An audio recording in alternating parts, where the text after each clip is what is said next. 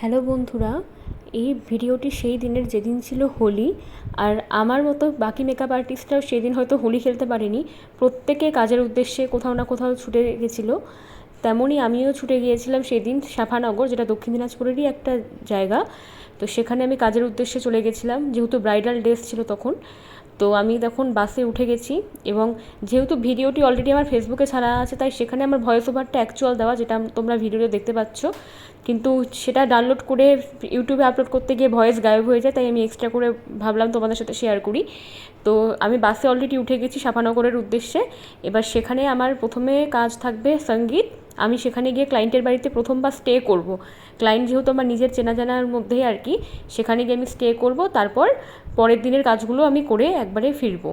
তো দেখতে থাকো কেমন হয় আজকের লুক, আজকে ক্লায়েন্টের সঙ্গীত লুক। তো দেখো কেমনভাবে মেকআপটা করি আমি। প্রথমেই আমি ক্লায়েন্টকে জিজ্ঞেস করে নিলাম তার কেমন লুকস দরকার, তো সে সম্পূর্ণটা আমার উপর ছেড়ে দিয়েছিল। প্রত্যেকটা কাজ সে আমার উপর ছেড়েই পুরোপুরি দিয়েছিল, কারণ সে আমাকে প্রচণ্ড পরিমাণে ট্রাস্ট করে, আর তার প্রত্যেকটা লুক খুব পছন্দ হয়েছিল। তো আমি ফার্স্টেই করে নেব হচ্ছে স্কিন প্রিপারেশান। তখন যেহেতু মার্চের টাইম, তখন ওয়েদার একটু খুব ড্রাই থাকে, আবার কখনো গরম লাগে কখনো ঠান্ডাও লাগে, তাই আমি গ্লসি মেকআপই রাখবো। আর ফ্লিকার, যেটা stroke cream plus primer plus moisturiser, যেটা একসাথে সব কিছুর কাজ করে, সেটা আমি ইউজ করে নিলাম। কারণ তখন ড্রাই ওয়েদারও থাকে, আবার ঘামও হতে পারে। আর ব্রাইড যেহেতু মনে করো যে নাচানাচি করবে, ড্যান্সের প্রোগ্রাম হবে, তো সেই কারণে আমি ওয়াটারপ্রুফও রাখবো, রিকোডের প্রাইমারও ইউজ করবো, রিকোডের ফাউন্ডেশন ইউজ করব। আবার এইদিকে স্টুডিও কনসিলারও ইউজ করে নিলাম পিএসির, যেটা খুব মানে ভালো স্কিনটাকে ময়শ্চারাইজ রাখে, আবার ফিনিশিংটাও দারুণ, মানে একদম মাখনের মতো স্কিনটা হয়ে থাকে।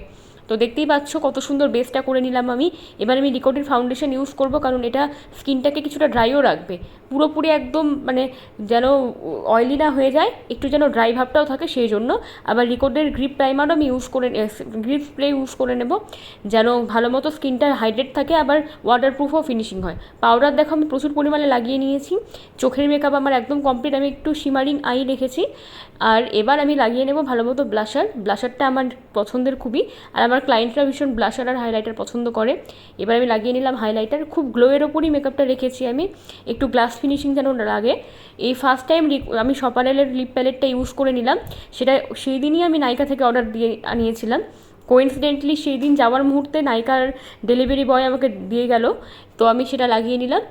এবার ফাইনাল লুক তোমরা দেখো।